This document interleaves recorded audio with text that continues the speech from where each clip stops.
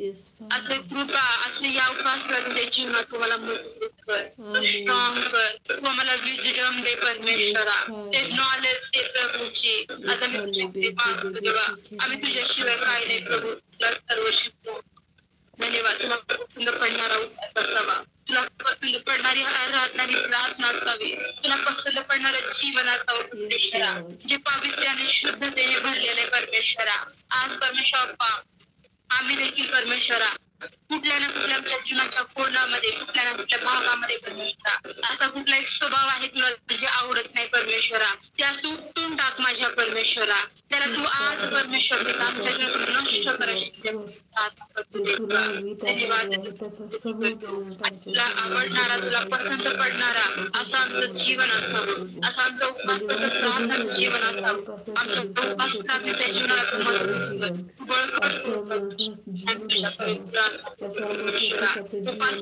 काय असण्याचं मर्म आम्हाला समजू दे. होय परमेश्वरा, आम्हाला परमेश्वर उपवासाच्या दिवसामध्ये आम्ही सॅक्रिफाईस करण्यास कृपा दे. आम्ही लवण्यासारखे आपले डोके लवणारे असतात परमेश्वरा. तुला धन्यवाद बाप्पा परमेश्वरा. मान्य होईल करण्याची कृपा दे. आमच्या बेड्या तोडाव्या, जीवाच्या दोऱ्या सोडाव्या, जातलेला मुक्त करण्यास परमेश्वर देतात. त्या उपास प्रार्थनेमध्ये ते आम्ही मर्यादित दे अशी तुझ्याकडे प्रार्थना करतो. आम्ही तुला धन्यवाद. परंतु जो तोडणारा प्रत्येक असलेला मोकळे करणारा तू परमेश्वर आहे. तुझ्या विना आम्ही काही नाही तुला धन्यवाद. आजच्या दिवसामध्ये खूप गांभीर्याने तू आम्हाला शिकवत आहे. खूप अद्भुतरित्या परमेश्वर आमच्या स्पष्ट बोलत आहे. आणि उपास प्रार्थनेचं मर्म आम्हाला समजण्याचं बाबाच्या दासांच्या द्वारे तुमचं मार्गदर्शन करत आहे.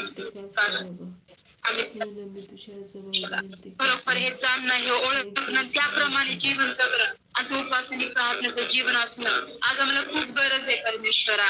आज आम्हाला खूप चालू तू आमचा परमेश्वर, तू आम्हाला त्यामध्ये परमेश्वर सहाय्य कर. आम्ही तुला धन्यवाद देतो. गौरव सन्मान तुला. आमेन आमेन आमेन आमीन. Praise God. Okay, next part देखेंगे हम. Next part brother Anil short छोटा प्रार्थना करो. हम लोग को ज़्यादा पॉइंट कवर करने हैं, ठीक है. 7वां वर्ष प्रार्थना करेंगे. 7th वर्ष. आतापर्यंत आपण काय बघितलेलं आहे की उपवास काय नाही आहे, काय नाही करायला पाहिजे. जाच करायला नाही पाहिजे, त्रास द्यायला नाही पाहिजे, ठोसे फटके आणि राग ह्या सगळ्या गोष्टी हे नाही पाहिजे. Just remove.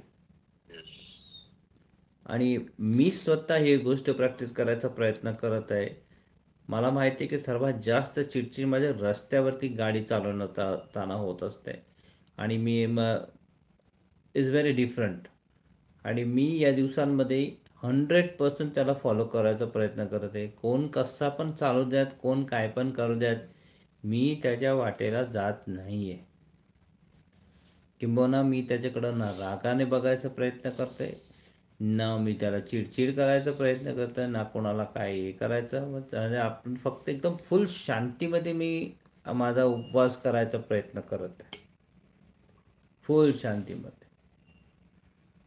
तर तो मी स्वतः मी एक एक्झाम्पल देते की तुमच्या जीवनामध्ये काय असेल तर तुम्ही त्या गोष्टींना लागू करायचा प्रयत्न करा. माझे जिथं प्रॉब्लेम होत होतं मी तिकडं वर्कआउट करायचा प्रयत्न करते की असं मी करायला पाहिजे.